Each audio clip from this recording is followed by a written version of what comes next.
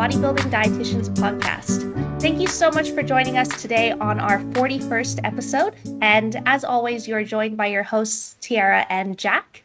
Now, we are very excited to announce that we have a special guest on the podcast, and she's certainly someone that Jack and I have looked up to in the health and fitness industry for quite a long time now. And I think she's pretty much the definition of a role model. So without further ado, today we introduce to you Alicia Gowans, who is a 3-time reigning world WBFF champion for the female fitness category. So thank you so much for joining us today on the podcast, Alicia.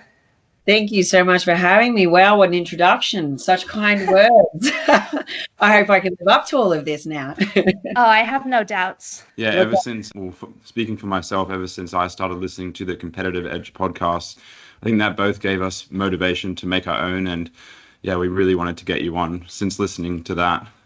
I really love that. You know, look, there's something that I talk about all the time, and I talk about it with my own team. And it's the fact that I believe that, you know, you get to a certain space in life and your purpose is actually more about what you can do to give back and pay it forward, right? So, you know, look, for me, when I see people starting to take the reins and step into, you know, more leadership roles or achieve what they want to achieve, or even just, you know, sort of start to do the things I'm doing, I love that. I love seeing that. I love seeing it in my team. I love seeing it, you know, in the broader public arena. And, you know, the fact that you guys have stepped out and, you know, created your own podcast and are sort of moving forward and doing your own things. And, you know, we chatted offline about some of the aspirations for your own coaching business and what have we in the future.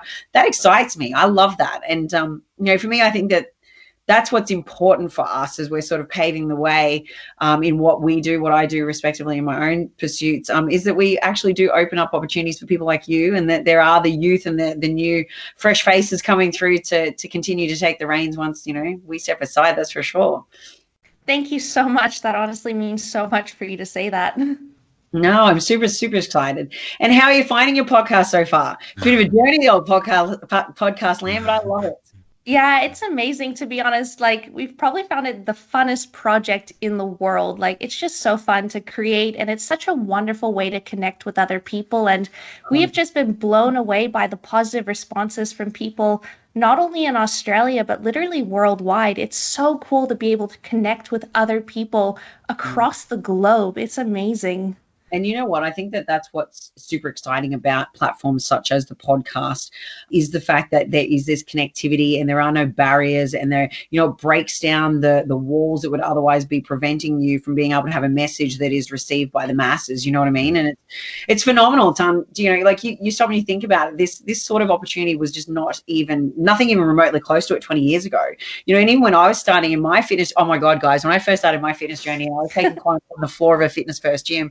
You know, there wasn't even Facebook, man. Like, there was no marketing like that. The marketing was you walking up to people and having a conversation. So if you didn't have communication skills, God forbid, you were going nowhere fast. So, you know, it's a totally different platform. And I've loved watching the evolution of the fitness industry. I've loved watching the education of the broader public and the thirst for education and understanding, you know.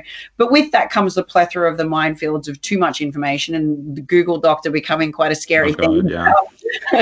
But then there's avenues like this where people can tap into, you know, a wealth of knowledge and, you know, an expansive list of experts you get on your, you know, your podcast to actually gain some relevant information for themselves that they can individualize, which is fantastic. So congratulations on the podcast, guys. Thank you so much. So to start with, we would absolutely love to know, Alicia, you know, what got you started in the health and fitness industry, and why did you choose physique coaching and competing as a career avenue?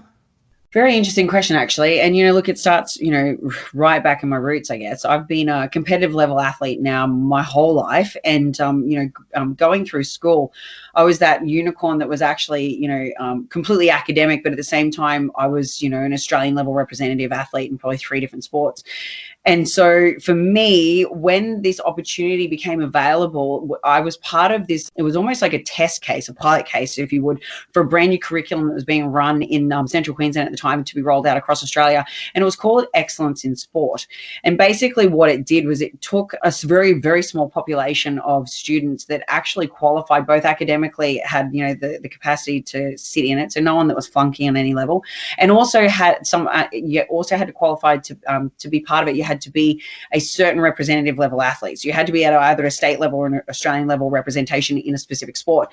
And you got the opportunity to do year 11 and 12 across this course curriculum. And it was the first year effectively of what was like a human movement degree back then. So I qualified and stepped into it. And it was an amazing journey for me because, you know, a lot of what I do, and the reason that I guess I moved into the physique side, or the more the elite space, but performance-based space, is because in that year 11 and 12 process, we basically took ourselves. We were our whole case study, right? And across the course of year 11 and 12, I had to apply everything that was about, you know, movement, biomechanics. We had to apply biomechanics, anatomy and physiology, but then also basic nutrition to a sport-specific process of improving our current stance in our sport. So the way that we passed the actual subject at the end was we learned, you know, certification level. So we basically got our, you know, we became qualified as personal trainers by the time we finished this year 11 and 12. But we also gained the principles for, you know, the basic certification of nutrition, so sports nutrition. And in that, we had to apply it to ourselves to either improve on our current ranking or at least not go backwards. And in all cases, I think pretty much everyone in the whole class stepped up. So for me, I improved my ranking. I went from a state level athlete to an Australian level athlete for one of my sports, and then I improved my actual position and my performance in my main sport that I was already an Australian representative in. So that's where it started, from that level, in the space of, I guess, both my education in the area, but then also, you know, my passion on performance and constant improvement and constant analysis of, you know, how I was tracking versus where I was wanting to go, right? So that's where it all started. It started a long time ago. And at the time, though, you've got to respect, this is before fitness was a big thing, right? Mm-hmm. So, of course, like everyone else, I was also academically gifted. So I had parents that were going, no, it's not going to put bread and butter on the table, right? So I had that real conflict, if you will, where I had to pursue, you know, higher education. So it came time then to go to university. And this sounds terrible to say it because it's my passion area and I love it. And as you guys know, I'm constantly studying further in this space. At the time, it wasn't considered a what would I say, a very smart choice as a career. So there was a lot of pressure on me, and I ended up going into and pursuing, I guess, when I went to university, not the 3 final years to finish that degree, but I went on to do a double degree in completely different area of corporate, and then into my master's, and started down the consulting and corporate route, because that was what was considered to be successful and, you know, like where the money was, right? Yeah, that would have been really tough. It was really hard because it really just wasn't, like, I was good at it. So don't get me wrong. Like, you could have put me out on a pasture and I would have had the best exploitation company of cattle on the planet, right? Because that's just in my nature. It's in my DNA. I don't know how to not be the best that I can possibly be at anything I set my mind to. So I would have found a way to make that a revenue stream in no time at all. But at the time, you know, I still had a passion in this. So I still had this and I was still doing it. So to give our listeners, you know, an indication, I was skateboarding to Fitness First and working like 30 something hours a week on the floor whilst doing a double degree. I had 2 weeks a year off. I had 5 subjects a semester and I was doing summer school to get through my university and in my corporate career. But I was still keeping up, if you will, all of my, you know, skill set and my feet on the ground and my relevance in the industry in this space.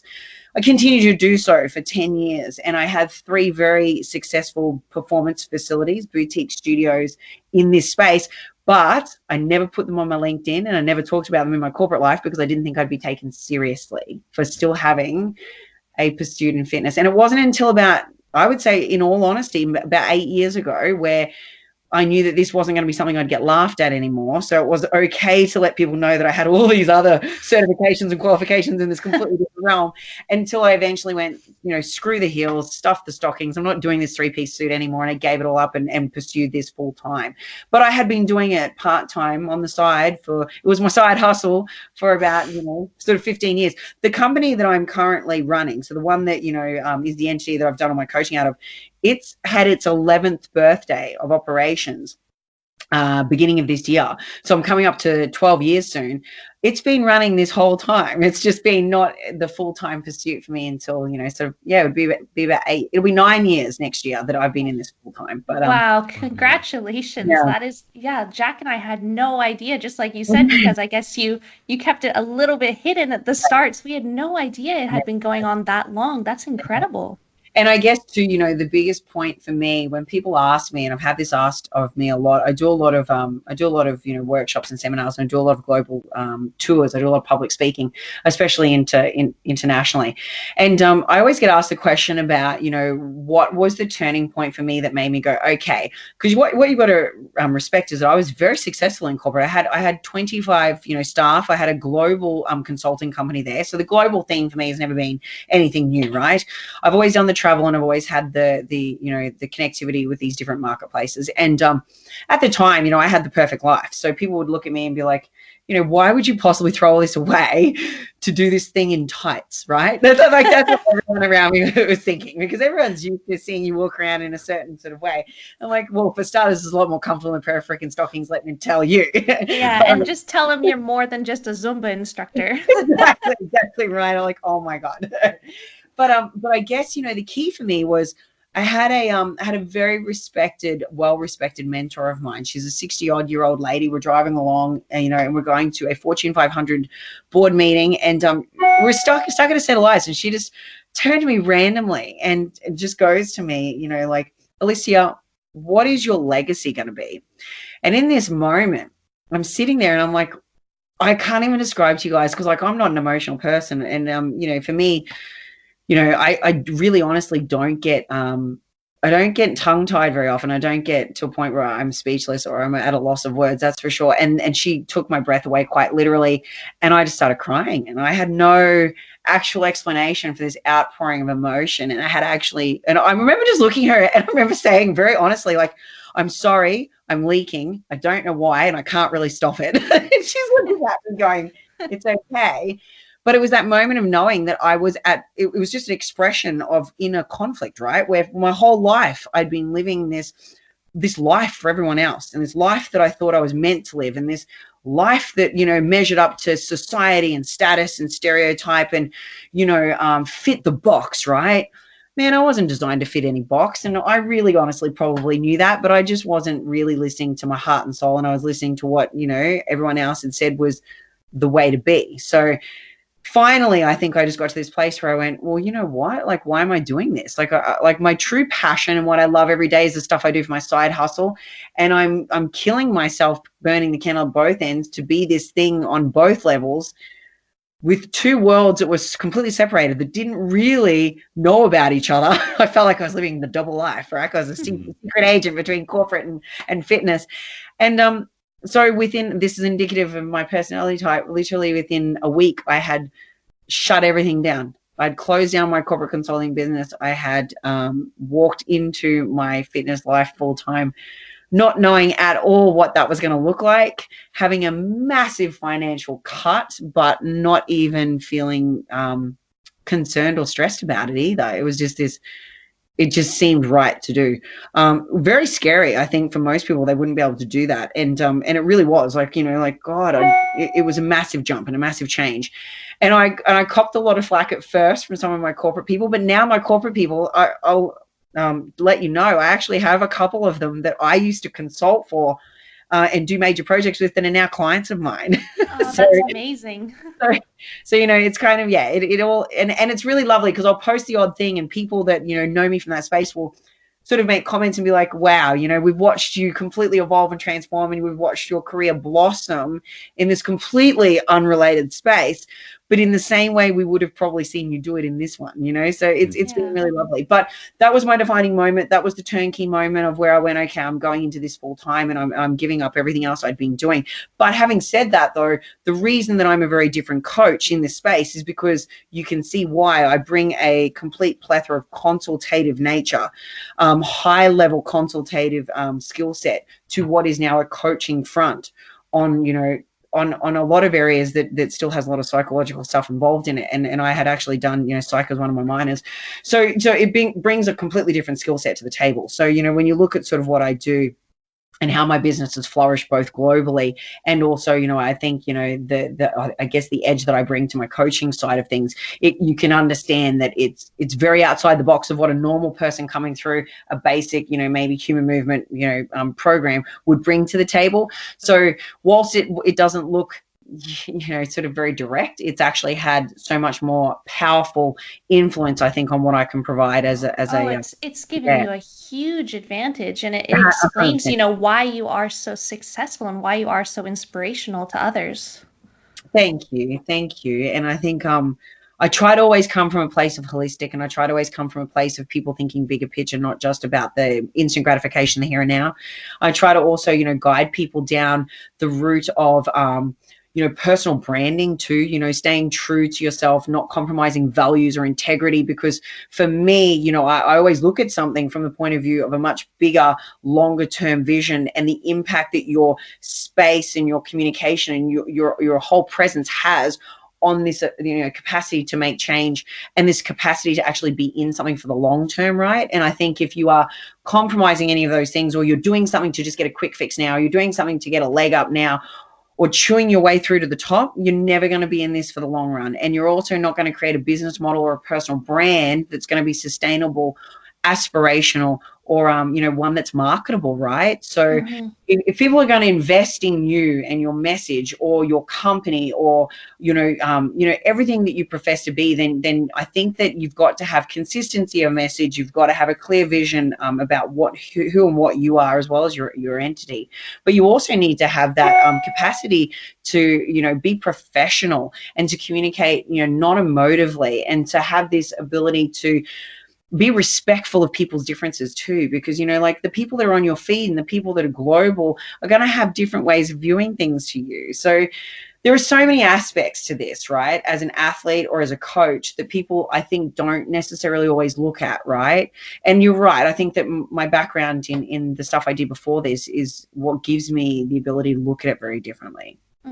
So Alicia, on top of, you know, all of that was going on with your coaching business and your career life, tell us a bit about, you know, your personal journey as a physique athlete and how you got into that, and where, like, how you've gotten to where you are today.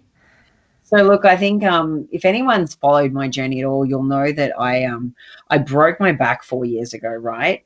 So the story sort of starts with my back a long time ago, and it starts with it because I was so when we go back to sort of the sports that I did, I was a prima donna ballerina. So when I started this as a sport and then a career, I was a chihuahua wringing wet. I was 42 kilos. I would have blown away in a light breeze. I was muscly as hell, because as a dancer you have such strong, solid foundation. So, you know, when people look at the fact that, you know, I've got, and I always get comments on my legs and my glutes and that overall lower, development, you know, that started way back then, right? You know, like I had really great sporting background that set me up with great muscle maturity and great overall structure. But with it also came a compromise, right? I had hyperflexibility and I had hypermotion. Years of doing that dance basically gave me hairline stress fractures in my back that I didn't even know about, right? So I was pursuing dance as a very, very focused area for me, and it's the one area where it's still a love of mine, but I'll never be able to do it again, and it's because of my back. And it was an initial injury that took me out of dance when I was 19 that I had to rehabilitate from. So it was always my back, which is interesting, but I had to rehabilitate from that then took me into learning about the whole concept of, you know, the development of the physique and the development of the physique in a way that started to structurally build strength in an area for, you know, a specific outcome. And for me, it was about building strength in the areas of weakness, right? So that I could actually get back to the point where I didn't have pain and could walk properly. So in it though, I started to see my body change, and I started seeing it like just, I didn't even know how to explain it. But you got to remember, back then, everyone was running around in skinny jeans and everyone wanted a flat ass, right? Yeah. So if you actually had booty of any description, people would look at you like there was something wrong with you, right? Nowadays, I look back at pictures and I'm like, how did I even function with an ass that flat? Like, seriously. but it's a totally different view of the world now. So skinny jeans and having literally. So this is the funny part. We used to call it a garage. So being able to park your car between your legs, so having the gap, the thigh gap, that was a thing. You almost wanted to have like bow-legged look in jeans because you gaps needed to be that big. It was dumb, right? Nowadays, I'm like, if my legs are not touching, I'm not thick and delicious enough, and we need to get back to the squatting rack, right? So totally different focus. But back then, that's what was in. That was the thing. I've loved watching the evolution, but at the time, me going into developing my physique and growing, that was outside the box, right? And I love being outside the box, so I pursued it even more with a passion because it was different. And I love just getting stronger, and I love the feeling of having control over the development of my own strength, and that came both internally and externally. So that's how I kind of fell into it. And then I had I just had a mentor at the time that was like, you really should look at doing this. You'd do great. And I was doing triathlons. I was doing Muay Thai. I was doing all these other things as a prima donna ballerina. But then decided, okay, all right, I can't dance anymore. So I've got to find something, right? Because I can't not do something active. So I did. I got right into triathlons. And then it was actually one of my mentors in that space that said, you got to give this gig a go. You got to give this body, at the time, it was pure bodybuilding, but you got to give it a go. And I remember laughing, being like, man, if the big wind hits, I'm still flying away. Where are we bodybuilding from? And they're like, no, seriously, there's these different divisions, these different categories. So I started training for my first bodybuilding comp. Would have been 15 years ago. So training for it, funny story, this is just me to a T. At the time, I was also training for, God, I've got a mental blank on it. I was training for, basically, it was an adrenaline thing. So, total mental blank. How bad is that? Is it like what, like a Spartan race or one of those kind of things? Oh my God, I did it every single year and I've got an absolute blank. It's where you trek for like 99 Ks. Oh, the Kokoda track? Kokoda, that's it. Oh my God, I can't believe I did that. Totally mental blank on that. So for the Kokoda challenge, and I was doing 8-hour day treks, right, with weighted vests on my back. And I was doing, on average, I was walking 100 kilometers a week, right? But I was doing 2 8-hour days on the weekend. So my weekends would basically be a 4 a.m. start, and I'd put this big weighted vest on and I'd go out and I'd be trekking up and down mountains for like 8 hours straight. At the same time, I'm competing for a bodybuilding show, right? So picture this, I'm trying to preserve muscle, grow muscle, and I'm doing all this freaking weighted cardio. So I was eating for the masses. Like I was eating for Australia. I was doing some dumb amount of calorie consumption at the time. But you think about it though, overtraining. So my fatigue management skills were low back then, and I was overtraining. I got a fracture in my foot. Ouch! So and then you had to get in heels. 4 weeks from stage, and I got a fracture across my foot from overloading weight bearing with my freaking weight packs for all my trekking. So Jesus, imagine your step count, because I'd imagine obviously back then they didn't have like. We didn't even have a Fitbit. There was no such thing, man. So could you imagine me? And back then too, you got to respect like our level of focus and our evidence, right? So when we look at evidence-based practice and the research back then, there was nothing on any of this, right? There was no research on bodybuilding. My God, I think the only research we had was basically watching Arnie's documentaries, if we classify that as research. Like there was nothing. And so for me, I knew I was just trying to eat enough to sustain what I was doing. I had, basics, but it was nowhere near as advanced as what we've got now. I wish I did have it because it would have looked totally different. And anyway, I just wasn't resting enough, wasn't recovering enough. I did not respect recovery and sleep or prioritize it like I do now, which is a big deal. And so anyway, got a stress fracture in my foot. Couldn't even put my heels on. It's a bump bowl, game over for my, attempt number 1. My attempt number 2 came 4 years later. I was like, I'm not giving up on this thing. I'm still doing it. Prep all the way through. I had an amazing body. twice, just no stage. So frustration, but you know what? It made all the difference in my profile, right? Because I was still sharing my journey. Everyone that knew me was watching me do this stuff. So, you know, it grew my business exponentially. And back then, like I said, there were, like I think we might have just started Facebook back then. So like, man, it was all through people. It was all through my network and my business networks and my connections and people watching me, you know, so totally different type of marketing back then. You were your marketing in a sense, right? Yeah. So I had so many clients come out of the woodwork from just me doing these, even though it was failed attempts to stage. My second one got all the way through to 6 weeks out. Then I had a major broker deal go on where I had to be in San Francisco, and we're doing a major merger and acquisition. This is the year before I left consulting. And so I wasn't going to be able to be there. So again, I got 6 weeks out, was looking freaking amazing. Oh man, still didn't make it to stage. Finally, I was full-time in the industry, completely immersed in myself, had no other commitments, could completely do this right. And 9 months after I gave birth to my daughter, so I prepped through my pregnancy, prepped outside the other side of my pregnancy, jumped on stage for the first time, won everything. And then continued to win everything until I went pro, where I lost everything for 3 years until I was good enough to finally win again. So I guess my message to everyone is this. Know that it's hard. Know there's a lot of obstacles that will always get in your way. Life, work, challenges, and know that it's okay. Know that it's okay to prep and not even get on stage. That's fine. Like, look at me. I did it twice, like before I even finally got there, but I didn't give up. Right. So I guess, you know, my message would be that if anyone out there has had a journey where it hasn't been a sweet attempt and it hasn't been, you know, all smooth sailing and you haven't even got to stage, don't give up. Just keep going back, you know, because stages are always going to be there, right? Yeah, like exactly. Always going to be there. Don't take a shortcut, and don't do anything that's going to be long-term not sustainable or not good for your health, because as I said, again, stages are always going to be there. But don't ever, if it is something you want to pursue seriously, don't ever give up, because it's, yeah, like you'll eventually get it and you'll eventually get it right. So for me, it took, 3 attempts.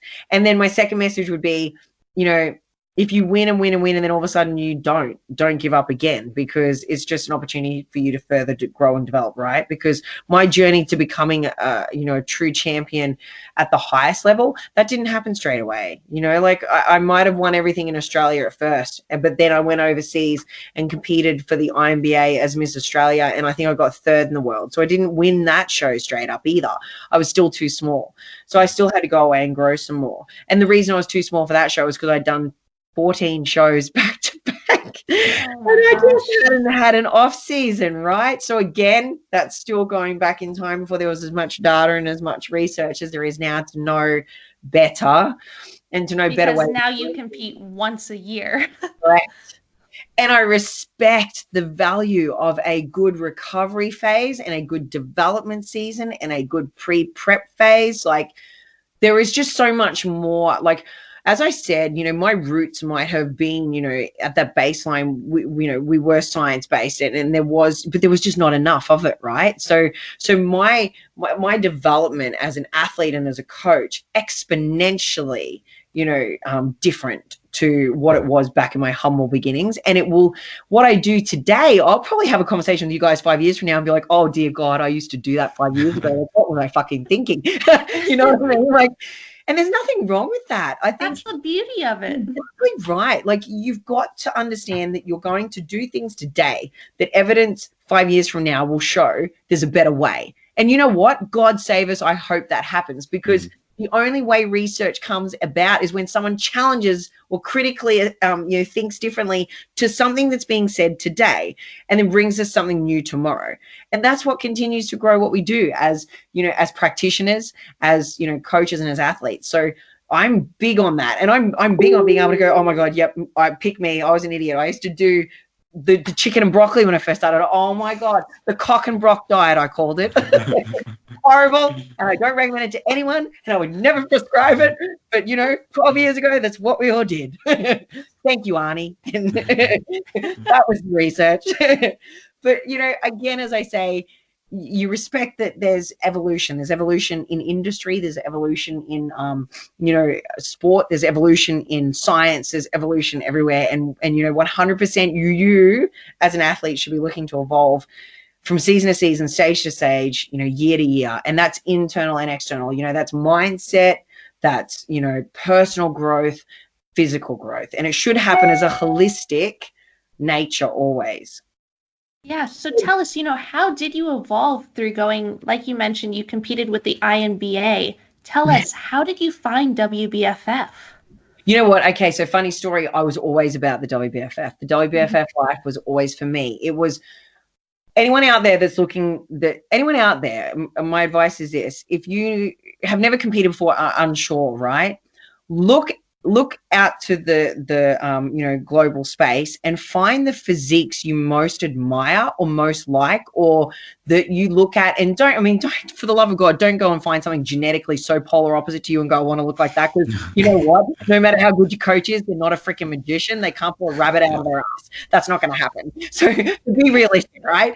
But still find something where you go, yeah, man, that's a stretch. And I know that over the course of, say, 4 to 5 years, and be realistic with yourself, 4 to 5 years that's minimal usually. It's going to take me to get there, but man, I love that body. So that's what I did. I looked at, like, man, I'm like everyone else. It was the black wings and the Andrea Brazier abs, which, nowadays it doesn't impress me like it used to. But back then I was like, whoa, I want to look like that. Like, man, that's strong and it's beautiful and it's curvy and it's thick and it looks healthy and she doesn't look like she's a bobblehead that hasn't eaten for 5 months. Like, I like that. I'm all about that life. Like, that's where I want to go. So with that in mind, I painted a mural of her on my gym wall. And for 2 years, I set about the pursuit of the WBFF. But the tagline of the WBFF, which is the best of the best of the best in the world, the best, the most elite, they're front runners on everything they do. That's who competes with us. I took that so seriously. I was like, right, then I better go win something. So I pursued the best that was in Australia at the time, which was INBA, right? And they still are a great federation. They're a great blueprint for, anyone starting out. And I used to always, prep clients still for those shows, because I think that they are a great training wheel, option for people, to start with. So for me, I was like, right, okay, I'm going to go and I'm going to try to win something. So that was my whole viewpoint, but I was always aiming for the WBFF. So the WBFF was always my end goal. And I did go and win, and I did go and create, quite a great profile and I guess, reputation for myself as being someone that was, going somewhere, I guess, inside the sport. And from there, I was still little, so I still had a lot of growing to do. And I would still look back at my pictures and be like, oh my God, I've still got to gain like 50 kilos. No, I didn't really. It was like, 5. But 5 kilos feels like it's like 50 kilos, right? Like that's a big gap. It's a big 5 stretch. kilos of muscle makes a big difference, yeah. Mate, doesn't it? Like, oh my God. So it still took me years. So respect everybody that, when you set out for this, respect it's a journey. It's a marathon, not a sprint, right? Anything in building mass is a marathon, not a sprint. And you need to be patient with yourself. Don't expect it yesterday. It takes time. Don't look at your Instagram feed and go, oh my God, I want to go look like her tomorrow, because that girl that you think has gotten there overnight has probably been like me and it's taken like 15 years, right? So respect that. But I had that vision in my mind of the body I wanted, and that's what I started working towards. So, anyone listening to this, have a think about that. Have a think about what it is you want to go for goal-wise. So for me, that pursuit came in 2 ways. I professionally wanted to be known as being, really good at what I was doing and winning something before I pursued WBFF. Then when I stepped on the WBFF stage, I knew I had to level up again, because it is a whole nother level. And it is about beauty. It is about glamour. It is about marketability. It's about so much more than just your physique, which is what that's the only thing I had to worry about when I stepped on an INBA stage, was just the body. When I got up to WBFF, I had to not only grow my physique and develop it and become thicker and bigger and fuller, but I also had to worry about all these other factors. Mm-hmm. Yeah, a lot of our listeners are probably more into the ICN realm, and they might not be completely familiar with the WBFF. So maybe you could just give like a general overview of what their vision and mission is. So guys who ICN, just so everyone knows about the prehistoric days of before it was ICN, it was INBA. And that's what I'm referencing when I talk about what I do. So for a lot of the newbies, they probably wouldn't have been around in the day where it was INBA, PNBA. So, where you all get on stage and I did this for quite a long time. And like I said, it's a great federation. evolved since my time again. But where you all get on stage in a line with one another, you know, you all sort of walk out and you're all walking on behind one another and you have this routine rote quarter turn, and then you know, get pulled out in your comparisons and you get filed off. With the WBFF, it is done in like an environment like you're at a show. So it's like going to watch, you know, a Vegas production, right? We're on stage like we are the main event, and we will come on stage like a Victoria's Secret runway, and we will runway model our bikini and our body. That's essentially what it is, right? So instead of being online at any one point in time in a lineup, you are taking the stage and you are owning it. And it is a runway with a, you know, like you've got like an eye walk end point, but it is treated like a runway. So as you're coming down the runway and coming off to come to the side to pose, another model's walking along behind you. And it's got that real flowy, vibey, production-y effect. And it's beautiful to watch. And I mean, look, it's not for everyone, okay? It's really not. If you are not someone that likes to have that limelight and create, you know, be expressive with how you pose, because there's no rote posing. So if you are someone that likes the structure of a quarter turn, then ICN is perfect. But with the WBFF, there is no set posing, right? We have a couple of rules, and there is in the men's, we can't have flexed or closed fists.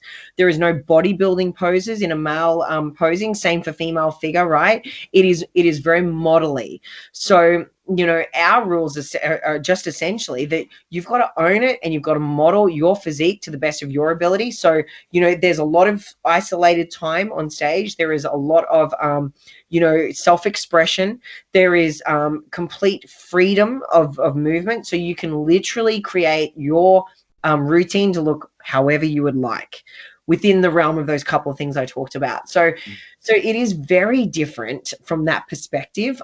But then there are the similarities where we are still judged in comparative to our colleagues on our stage against one another. So they will still call you down in a call out. You will still get a top 10 lineup, and then you will have to pose out like you would in ICN stage.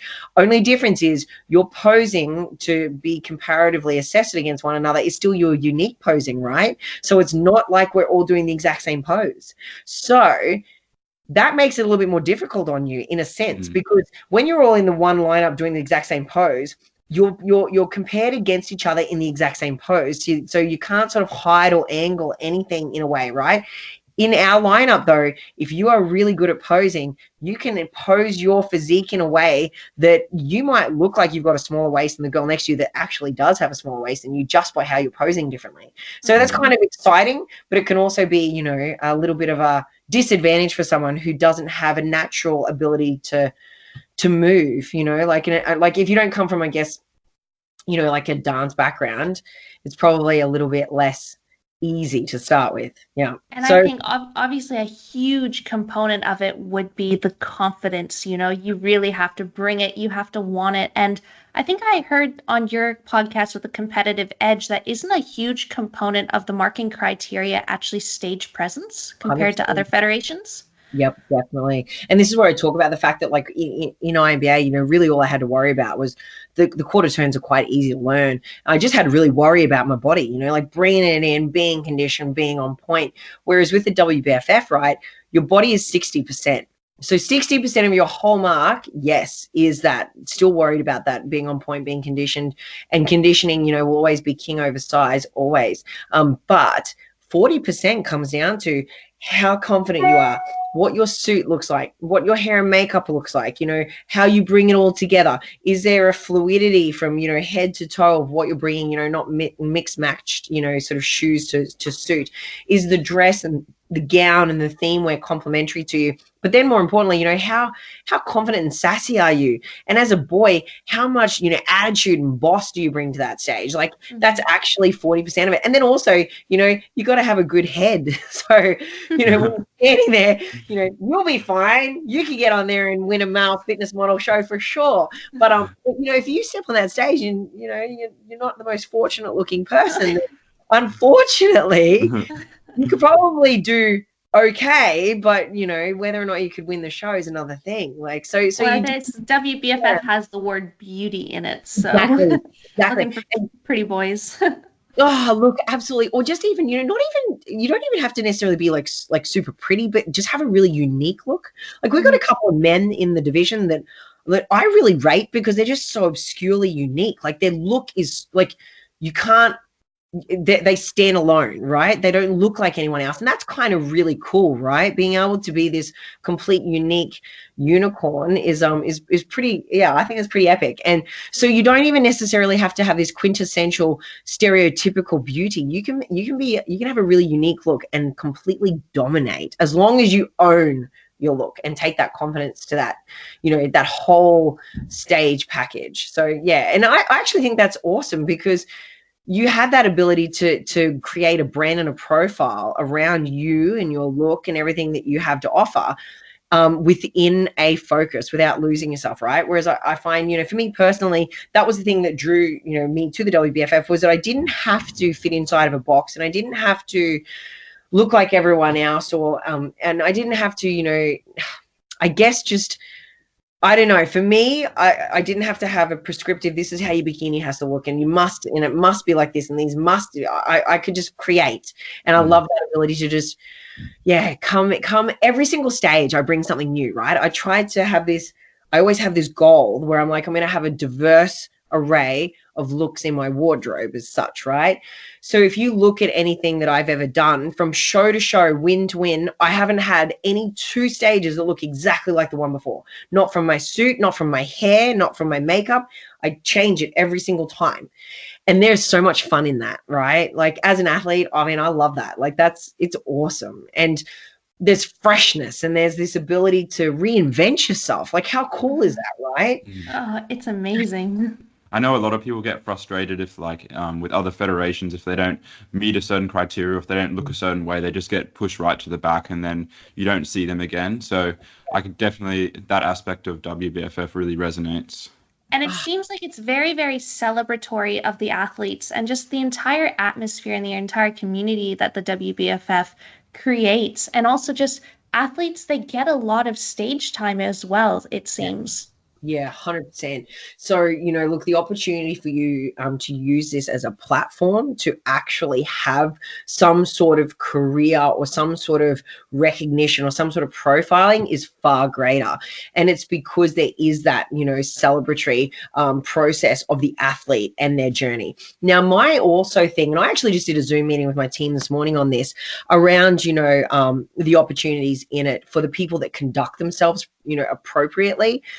It's endless and it is limitless. And, for me, the greatest profiling and the greatest growth phase of my career didn't come when I was winning. It came in my journey from stage to stage of self-improvement, physical improvement through my challenges, through my broken back, through my comeback, through my stories with my athletes, through my coaching successes. That is what grew me. Now, that is me showing you that you do not have to step on the stage and be a winner with a massive Instagram following to be successful. You don't. The success and the Instagram following comes organically through the sharing and the genuine, authentic sharing of your journey along the way. Okay. People will find you appealing and be inspired by your highs and your lows, not always the 5-minute highlight reel of success, right? So I would definitely suggest that, to anyone listening, that if you are looking left or right and you're seeing all these celebrities and Insta famous and you think that there's some sort of thing limiting you from being that, don't do that to yourself. Instead, just get really real on your day to day and share your journey, professionally, but share your journey, with the highs and lows throughout the whole scope of its lifespan, because that's actually what creates in time success, a profile, and also I think the capacity to have, commercial opportunities out of this. But the WBFF gives all of those things, right? And it actually does have this community. You talked about it right there, babe, when you said it has this feel of, celebratory, process, because it does, but that's genuine your entire time within the family. So, you know, when you join it as an amateur through to when you become a pro, through to if you ever are the person that gets to go on and become champion level material, it never ends and it never stops. And you make some of the very best friends on the planet inside this brand. You also, you know, learn a lot about, I think, the highs and lows and how to manage them, you know. So, you know, sportsmanship, you learn a lot about that. You learn a lot about how you don't have to have the first place trophy to be able to take first place in your life, because, you know, that's a really big thing. And I think that this brand in itself, because it does celebrate so many differences when you look at the top 10, right, at a world level, how diverse is it? So diverse. Different heights, different shapes, different sizes, different looks, different hair color, different, you know, nationalities. I love that. I love that. There's no one, you know, boxed in stereotypical look that they're going for. They're wanting to celebrate you constantly bringing your best, to the point where then one day your best is enough to win it. And there is no set, you know, anything in stone. So it's super cool. And I think it stops you being like isolated or pinpointed into a narrow space and told to just sit there, you know. I think that's pretty cool. Yeah, and I especially like what you said about documenting the highs and the lows, because I definitely go on some Instagram profile and it's almost like it's a website for a company. Like they only document the typical sort of photos that you see, and I think expressing the lows as well, really, people can gain motivation from that on your own journey and stuff like that. So yeah, it makes you a lot more relatable, because, you know, life isn't just a highlight reel. You know, you have to be realistic with what it's actually like behind the scenes. If you, like, I always, and I say this for the new people coming through, and especially the youth, right? And when I say the youth, I'm talking people that are sort of, you know, like 18 to probably about 24. They're the ones that I find in my coaching teams, you know, really get swept away by the bells and whistles that these pages present, right? Is that they're never real. And if you believe that those people don't fart and smell sometimes, don't have fights with their partners or arguments with their mum and dad, or have made mistakes, have cut people off, have had car accidents, occasionally get sick, definitely get pimples, then you're crazy, right? You're crazy. Yeah. These people have all those things and more. They just don't freaking tell you for some dumb reason, right? And I will go on the record and say, the proudest moment I have of myself and my career and my own personal growth was the day that I had in that car where I decided I was gonna step forward and do what I wanted in life, and not what I was thinking society or my family or people's opinions mattered on, right? I stepped into this space with my whole heart, and I became wholehearted in how I live my life. And I 100% became very vulnerable in the fact that I shared for the first time in my life, you know, weaknesses. And I went on to be very open and share my entire journey with my broken back, which most people, I think, looked at me and went, oh, that's it, she's done, she's out of the game. No way. They clearly did not know me, because that was not going to stop me. And I think that when you can actually be really real, and when you can show that there are highs and lows, and when you can show that you're human, it gives people that would otherwise sit back and go, well, like, I'll never be a Lauren, so I'm just going to give up. I'm not even going to try. I'm not even going to go to the gym. I can't be like her. Like, she's perfect. Like, oh my God. You know, it gives those people the ability to go, well, you know what? No, like, everyone starts somewhere. Everyone has a shit day. I can fall off the wagon today. I get back on it tomorrow, you know, and it gives people the ability to take the first step, which is that is the defining moment of the rest of your life. Just take the first step. You know, it doesn't need to be perfect or pretty. You can fall the fuck over as long as you get back up. Just take the first step, right? And then it also gives people the opportunity to go, if I fail, I'm not failing. I'm failing forwards, right?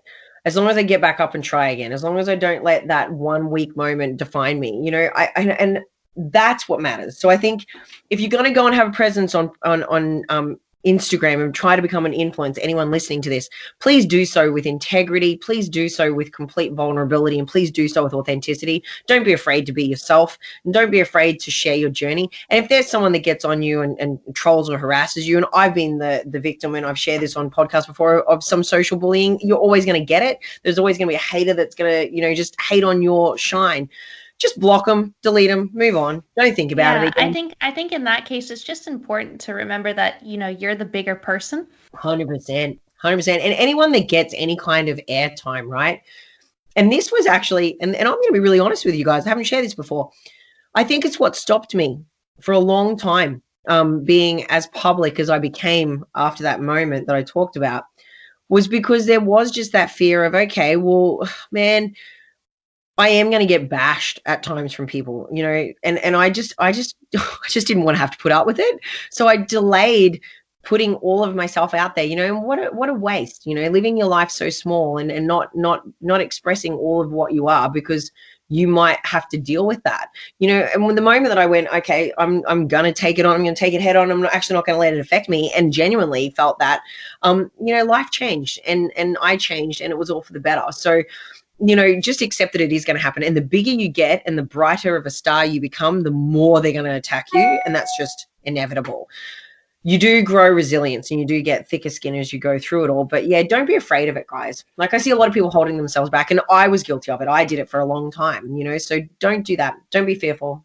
What's the worst they can do? You don't actually have to ever see them. They'll never see you. And if they did see you, they'd walk on the outside the street. Yeah, exactly. Exactly. I mean? They would never say it to you in real life. No way. And especially, I know the more that people get to know me, there is no way they would come up to me and say, no. So I'm good, whatever, delete, move on. Do you mind as well if we touch a little bit more on your journey with your back injury? Because I know so many of the listeners would have experienced injuries before. I myself, as you might know, have experienced a back injury. So, and yeah. Let's actually share that with people. Let's actually share with people how much we know each other, because, I had an indirect part to play in your journey. And let's actually let you share that very quickly first, because then I'll go on. Yeah, so a couple of episodes ago, I did talk about this briefly, and that was a prelude to getting Alicia on the show. And so, yeah, I had a back injury for like about 6 to 8 months last year, and I contacted Alicia for some help because I heard one of the episodes on the Competitive Edge podcast, and she was, amazing. She gave me so much help that honestly didn't expect as much help that she provided, but she put me in contact with Pei, who's an amazing physio as well, and she gave me some resources to look through as well. So yeah, I really appreciate the help that you provided. And during that time, you weren't able to squat, and now you're squatting the most weight and for the most reps that you ever have in your life. Yeah, it's amazing. Yeah. Woo-hoo! That's so good. That's so good. And that's the stuff that I love. So, I hear this often, because I get people reach out to me from a whole bunch of different avenues and, wanting to know about things specific, I guess, to injury or just mindset, because I guess the mindset that, as what it takes to overcome those sorts of things. And I give freely of my time and quite generously, because like, if I don't, who will? And I know that I've been there and experienced it, and I've got the capacity to actually help you. I'd rather see people not be in pain.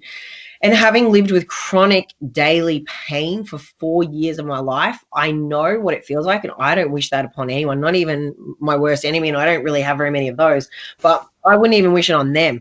So, what happened to me was we talked to, and I discussed the fact that, fatigue management was not a skill set of mine. It is now, I can tell you now.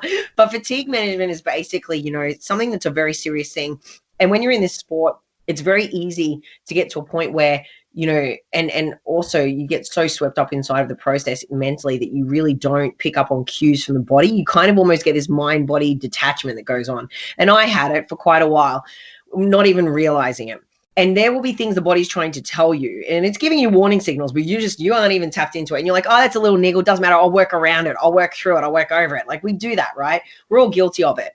And then before you know it, the body goes, well, you know what? Screw you. I'm out. Done. Tapping out. And then you end up with an injury. And in my case, I had a predisposition, as we already talked about, some stress fractures, hairline fractures from years ago that healed, but there was obviously weaknesses there. I had an injury in another area of my body, which led me to then overtraining my lower half. My lower half was actually my area for development anyway. So I just didn't respect my recovery phases enough. I just didn't give my body enough downtime, and I was just pursuing the improvement with the, lack of foresight that I also needed to give my body the deload time that it needed to. And effectively what happened was I got off of my stage in 2015, and it was only a couple of weeks post-show, was in a what would have been a warm-up squat for me at the time, only 60 kilos on my back, had warmed up, had primed. You know, I was always technically a solid lifter, no problems with form, but there was that underlying weakness. I had an adductor that pulled tight, and I had a rotation in my hip, and in the bottom of my squat. So picture this, 60 kilos on my back, full range depth squat in the bottom. As I was going into the bottom of the range, I basically had a rotation in one on my right hip because of the adductor, and then my piriformis on my left side locked on, and the whole pelvis rotated. And with that, you know, predisposition and weakness, I just cracked. I had pars fractures, L4, L5 at the same time. Lucky me, I don't do anything in halves. I win at everything I do, including a broken back. I had a multi-bilateral bulging disc structure. So from L4 to S1, every single disc popped out both sides straight into nerve roots. So I had an inch nerve root. Like it was an inch into my nerve root, like, so constant pain. So for about the first year of post, trauma, post the incident, I was wearing, braces more days than not. I couldn't walk for the first, few months. And then, I was obviously having to get down on the ground and do these release things and these exercises and all of this stuff to rehabilitate every hour at first. And it took a lot mentally. Like the initial, hit was just the fact that, oh man, I can't do what I love every day, right? So it was finding my identity without having lifting being a part of it at first. Then it was finding my identity still in the sport as an athlete, pursuing a stage without being able to load at all for the first, sort of part of my first prep in my comeback. As you guys would have learned listening to the podcast, I did my very first comeback show, which I actually won my Atlantic City title, with blood flow restriction training and band work to basically activate, turn everything on. It was not my best conditioning or my best physique, clearly, but it's still good enough for me to win. But I did all of that because I still couldn't load. I was still waking up every day unable to put on my shoes and socks. I had days where I was just in tears. I couldn't move. Right up until this is going to be hard for everyone that's listening to believe, but right up until December, January this year, I was waking up in chronic pain like that. And I'd won all these titles through it all, right? But not necessarily having solved the problem and not necessarily with ease, okay? I then came across Pay through Paolo, a good friend of mine, and who came on to be one of my coaches in my coaching team. Pay is amazing. She had actually had a similar injury to mine. So she had, as a physio, being told the same things I'd been told. Okay, you won't ever do this, you won't ever do that. I'd been told never squat, never deadlift again. I'd probably need surgery, all this, limiting belief stuff they're telling you. I had this MRI telling me that I was pretty much screwed for life, never lift again. I'm like, no way, I'm not taking that. You can take your MRI and shove it. I'm going to find a way. And Pay basically, completely changed my life and got me to the point where I recognized that for 4 years, yes, I had structural stuff that needed to be fixed. And yes, I still had some, underlying disc issues. The actual pars fractures themselves had healed, but I still had a couple of discs that were ongoing issues here and there. But she also made me realize that there was some psychosomatic pain stuff going on too. And there was some stuff going on where I had some anchors that were basically putting my back into protection mode where it didn't need to be.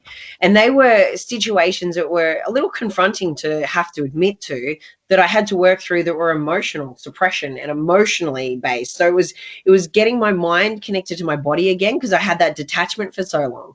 So in this very first session with Pay, it was so funny. I had Paolo and Amir in this room with me and Pay, and they're standing there and they're watching her and she's going, bend over. And I went, okay. So to bend forward, literally picture this. I put my chin to my chest.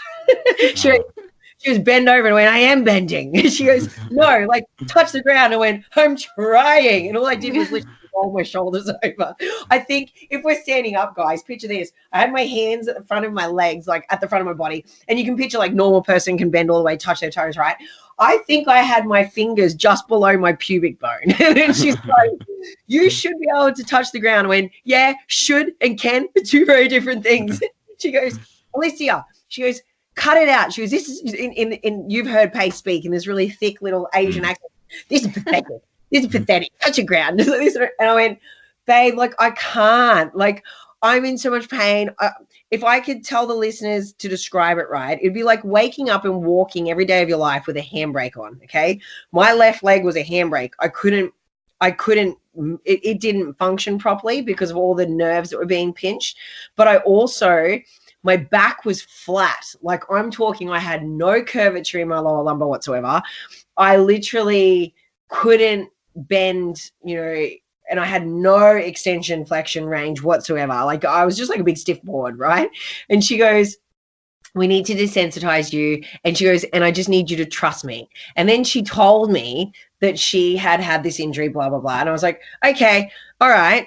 I'm watching this little Asian run around this room and throw me around like I'm nothing.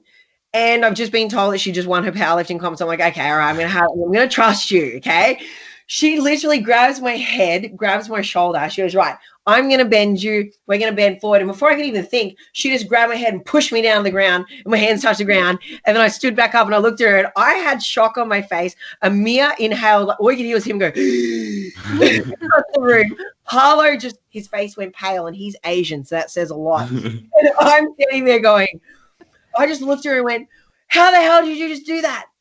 And she goes, you can do this. She goes, you've just got to teach the body that it doesn't need to fear this, right? So then we went through these desensitization things. And this is where I was mentioning to you when we first started chatting that your body's just protecting you because it's fearful of what it did when it first did it, and it doesn't want to be in pain. And it has that fight or flight, issue going on. And you would have had a level of disconnect mentally from the body, right? So there's fear, there's disconnect. And in my case, I was also holding on to a couple of, emotional things that I just had to basically process and work through. So, which I didn't know at the time.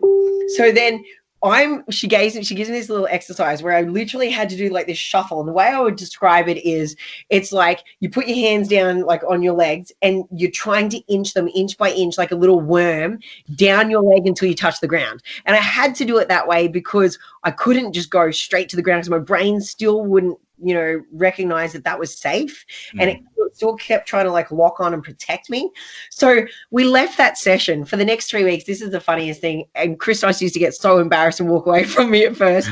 We'd be in the middle of the shopping center. It'd be packed. There's people everywhere. I'm standing there like in tights, just doing this shimmy. In the middle of the store, I'd drop my wallet on the ground, my car keys on the ground, and I'd just start shimmying to touch the ground. I'd stand back up. I'd do it again, stand back up. Because I thought to myself, you know what? No, screw this. I don't care what people think. I don't care what like everyone would look at me. And I'd be like, yeah, keep moving. Nothing to see here.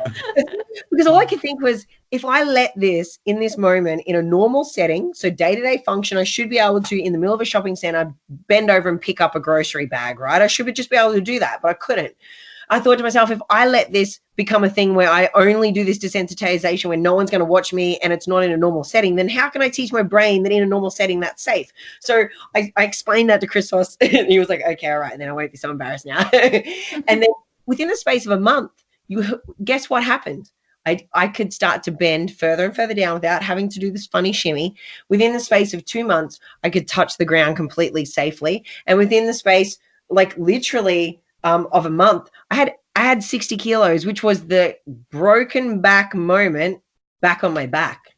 And I remember you posting that video on Instagram, and immediately I was like, oh my God, Jack, you have to see this. Yeah. And you know what, guys? From the day that I did that first squat, I've not had a moment where I could not squat since. So how cool is that? Now, I'm not going to sit here and say I'm completely fixed, because I'm not. My injury is one where I have got those, like it's a real thing. Like there is structural stuff there. But I've been able to build strength and stability in my pelvis and my hips that has allowed me to progressively load and go back into movement patterns that I had been, unable to do for so long, both structurally and also self-preservation mode, right? Now my mind-to-body connection is so good that if I have a day where I go, okay, you know what? Like I feel a little tight in my ducts, or I feel a little here or there. Today's not a squat day. I'll go and I'll do something else. I'll work on the opposing muscle, and I will lengthen out the one that feels a little tighter by contracting the one that's in opposition to it. And then the next day I'll walk in and I'll have the best friggin' lift of my life, right? So my skill set when it comes to understanding when to deload and when to listen to my body, exponentially mastered. It was shit before. I was a D student. Now I'm an A triple plus, right? So, you know, for me, I'm like, there are lessons in everything in life, okay? I do not ever, and you will never hear me talk about my broken back as a negative thing. It has been a blessing in my life. It forced me to become a better athlete, a better coach.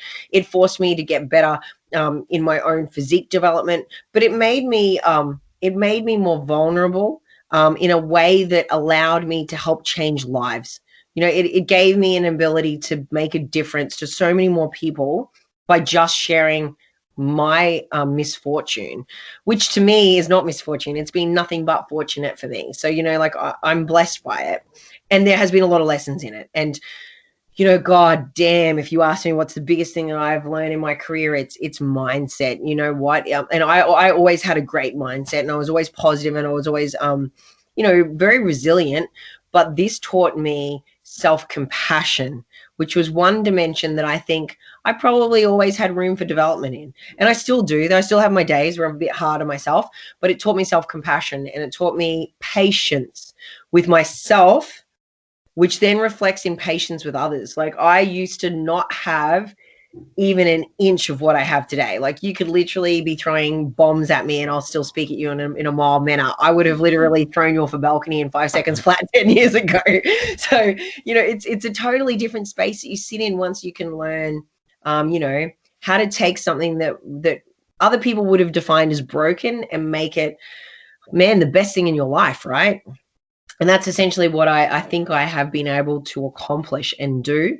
And I think that it's definitely something where then I can guide others into understanding that it's a roadblock. It's not a full stop. You know what I mean? Like, it doesn't have to be the end of your journey. It can be the start of a brand new one with a completely different mission statement, or it can be the development and evolution of you as a person or as an athlete from this point forward. It's just how you react and how you decide to make that situation a thing in your life, right? React and not respond and not react is probably the biggest, the biggest thing you've got to look to do.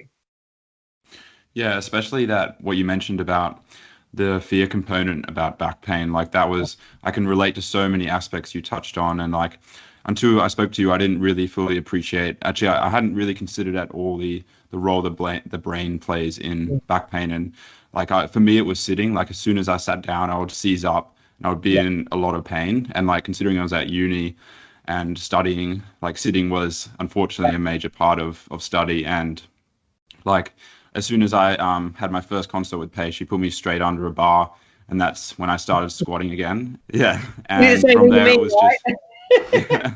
Scary. From there it was just up, and like, yeah, the hardest part for me was just learning to be able to accept that, like, stop turning on the flight or fight response, just learning to chill out and remember that, because for me, I'm structurally okay, but the brain just didn't know that I was. So yeah. And you know what? Most people listening to this, right? Most people have lower back problems, and it's and a lot of it comes from the fact that we just discussed that they might be in a sedentary position in a work environment, or they might literally be in a study, situation. And then there are people where it becomes actually nothing at all to do with that, and it can be completely the brain controlling the physical outcome, right? Yeah. And that's what I talked about when I said being in tune with yourself and understanding when you're stressed, or how to, pick up on a cue your body's giving you early warning signs of, is super important, because it sounds airy-fairy and people don't necessarily always buy into it. But I'm telling you now, you can sometimes create the biggest injuries to yourself, like actually, if you're just not listening to those things, right? Yeah. Stress is a major thing that can put, some of the burdens on people's lower back. Fear of other areas in life actually puts burden on people's back. Like there's a massive thing for anyone that's listening to this that has, maybe like a niggling injury or issue that might pop up, and it might be neck pain, migraines that they just can't seem to get rid of, but they can't also explain it. There's a book called The Divided Mind by Dr. John Sarno. Dr. John Sarno is an absolute freaking legend. He's like the leading expert that I've found in the space of psychosomatic work and the mind-body connection, and how important it is to understand that, you need to be able to address things both physically and mentally to overcome most issues that present you in life, whether it's a challenge in life or a physical injury. And he talks heavily about the fact that, it's our brain and it's our messages or our lack of messaging sometimes where we're just not connecting in that can lead us to really believe that we're disabled or we're going through a period of disability, right? And everyone at some point in life will have a period of disability on some spectrum, whether it's, depression or whether it's, a physical outcome.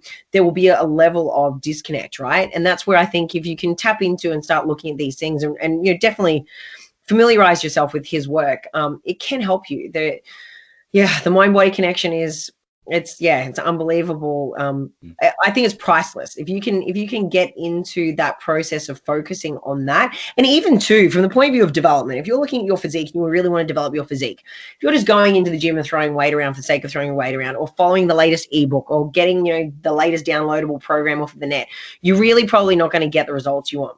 If you learn instead how to walk in every single gym session completely tuned into that muscle you're about to hit, understanding exactly what it does, how it moves, its function in the body, what muscles really work to move that exercise or that movement, you're going to get 10 times the amount of result out of it, right? So it's the same thing that goes with every aspect of life. If you can connect into what's my body telling me, what's, and connecting on what the brain's trying to probably prevent you from or avoid, then, I think you can probably avoid a lot of mishaps and a lot of misfortune in your life. So The Divided Mind by Dr. John Sarno is amazing. Yeah, we'll definitely have to check that out. And Alicia, we're aware, we're well over 1 hour now, and we do really want to be respectful of your time. I feel like we could honestly talk forever. But just before, we head off in a few minutes, please let people know, what are some exciting plans coming up for you for the rest of the year, and where can people get in contact with you and everything like that? Yeah, sure. So we've taken a brief hiatus off the Competitive Edge podcast, mainly because anyone that's been following us would know that Rachel Husser, my very dear friend, and the woman that does the editing behind the scenes, she's the wife of one of my co-hosts, got diagnosed with bowel cancer. So I just want to take a moment to thank Rachel for everything she's ever done for us, and also to give my thoughts, prayers, and love, as they hear from me every day anyway, to Jared and Rachel. They're still going through that process of healing, and she's still getting treatment. But that's why the Competitive Edge has been down. But you can usually find us on there, and you can obviously search and find previous recordings and get a whole bunch of banter from us on those respects. Otherwise, you can find me on my personal Instagram, which is just Alicia Gowans WBFF Pro. Then there's my pages, my business pages, which is Ellie's Angels Fitness and Fit Angels World. And you can also get us on our webpage, which has got a lot of information. If you subscribe to our email list, you get a lot of value add content coming from there. But the future plans for me are pretty big, because we're still going through the process of stability and mobility, and I'm still obviously continuing to improve everything structurally around my physique. But we are going into, and this is just a pure challenge for me personally, and it's to break more fear barriers here. So you'll respect this, I know. I'm doing a novice powerlifting comp at some point. Wow. Yes, in the next 6 months. And it's purely it's not because I'm going to go out there and try to win it, although I know me and I'm very competitive, and I'm probably going to do one and be like, right, I want to be a world champ one day. And off I go. But I'm doing it just to be like, I'm doing it, right? I'm squatting and I'm deading and I'm pushing up some barriers, mentally, to get load, right up there. So at the moment, I've stepped into a hybrid power building block, which is pretty cool. I'm really loving it so far, and I'm just trying to stay on top of rig maintenance and the mind-body connection. I'm also studying my postgraduate diploma in performance nutrition, so that's keeping me incredibly busy, and I'm just trying to apply everything as I'm learning it. Both the science and the art that is the practitioner's view of coaching for comp prep to everything that I'm doing on myself, as well as then my team, which has been very interesting. And we're obviously, we were considering whether or not I would take a year off, but we're not now. We're going in for a 4-peat, and I will be building my physique to come back to retain my crown yet again next year. But for the last half of the year, it's very exciting. We've got a lot of travel. We've got our global shows, and we've got our final end of the season, which will include the Gold Coast show, the New Zealand inaugural show. We've got the UK Pro-Am, and then the Atlantic City Pro-Am, which rounds out the year. So you'll see me traveling, and you'll see our stories I'm managing that travel throughout the last half of the year. So a lot of things going on. There's never It's probably incredible, yeah. It's incredible how you managed to handle all that. And we were talking behind the scenes how it's not all how it looks on other people's social media as well. It's a lot of work goes into that. I think, yeah, I did mention this. I think people sort of sometimes, look at, I think we see this a lot where we see, the juniors come through, they do a show and then they say they're a coach, right? It's because they look at, stuff like what we're doing and they go, oh man, it's so glamorous. And she just sees the world. And I think that they just holiday and party and live, the high life. I'm like, oh my God, it's like airports, hotels, red carpets, back to airports, hotels, a few gyms in between, and when I can, Tupperware. Like that's what it looks like. It's really full on. It's more exhausting, I think, to manage a team of people coming into a show than it is to prep and get on stage yourself. But I find that more rewarding because I love seeing other people's successes even more than my own. So, for me, that I love it. I'm passionate about it. It's what I do. But if it's not actually your passion, I think you would be burnt out pretty quickly. 100%. You'd have to be living it from, it's got to be in your veins, quite literally, to do the schedule and the hectic nature of what is, our business without burning out. And I don't feel like I work a day in my life, to be honest with you. I think if I threw anyone else into my life, they'd probably last a day, maybe a week. And they'd be like, give me Red Bull intravenously or tell me your secret because I don't know how the hell you do it. But for me, like, I really don't feel like, I don't feel it like that. And I think, like I said, it's because I tapped congruently into my purpose and what I was meant to be doing when I made that decision to cross over. And it isn't as glamorous as people think, but we do try to take our time to see things. And I mentioned you guys, we're stopping at Turkey on the way home from the UK for a 4-day holiday, Well, you deserve every millisecond. And we've been engaged for 2 years because we can't find time to fit a wedding in. So that gives you some insight. But thank you so much for having me, guys. I really, really appreciated it, and I really enjoyed it. And I hope that, the listeners get some value added out of some of the stuff that we've discussed today. Yeah, of course. It's been an absolute honor to have you on the show. And we have one final question for you, which we always finish the podcast on, and we ask our guests. And that is one interesting thing that you learned this week, and it can be related to absolutely anything.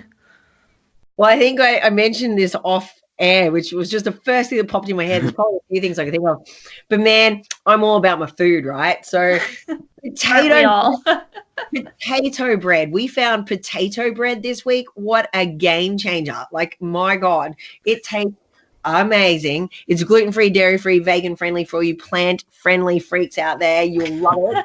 And it is sensational. We made like an egg white with bacon and avocado on top of it. Oh my sweet Jesus. It is unbelievable. It's a game changer. What is the brand? Because I'm sure Jack would love that. I am going to have to feature it. I'm going to tag him. I'll put it on my Instagram for everyone to follow. I've actually been getting right into my I predominantly probably more paleo than anything anyway, because I actually have a few medical conditions that require me to be so. And I really have been getting into my breads, which I don't usually do, but we've been trying all these different like gluten-free and whatevers. And then we came across this potato bread. I'm like, wow, like it's like soft and the texture is great. And oh my gosh, with eggs, you guys are going to have to go find it. Yeah. I bet everyone listening to this now, you're going to be seeing all these potato bread bloody hashtags. It's going to be the new trend. Trend. Starting something new. But yeah, that's my thing. Perfect. Okay, so guys, thank you so much for tuning in for our 41st episode, and thanks so much to Alicia for joining us. If you guys enjoyed this episode, please take a screenshot of it, post it to your Instagram stories. Make sure to tag Alicia's Instagram, myself, Jack, the bodybuilding dietitians. Tell your family and friends about it, and we will catch you in the next episode. Thanks, guys.